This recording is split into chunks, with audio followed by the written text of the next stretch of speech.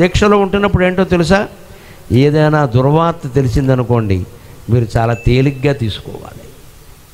సొంత కుటుంబంలోదైనా కావచ్చు. కన్నీళ్ళు అప్రయత్నంగా వస్తాయి, బలవంతంగా ఆపుకోమని కాదు. అక్కడ మరీ అమాయకుల్లా ఏడవకూడదు. ఎందుకంటే ప్రపంచంలో ఏదీ శాశ్వతం కాదు. మనకు బాగా కావలసిన వాళ్ళకే ఏదో రోగం బయటపడవచ్చు, 4th స్టేజ్ అండి అన్నది. ఏం చేస్తాం మనం?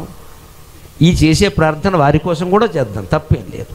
చేసే ప్రార్థన ముఖ్యంగా నేను అయ్యప్ప దీక్షాపరుల్ని నమస్కారం పెట్టి కోరుతున్నాను. 40 రోజులు మీరు భూషేనం బ్రహ్మచర్యం చేస్తున్నారు కాబట్టి హిందూ మతంలో పేదవాళ్ళ గురించి, అనారోగ్యవంతుల గురించి ప్రార్థన ప్రత్యేకం చేయండి, ప్రార్థన ప్రత్యేకం చేయండి.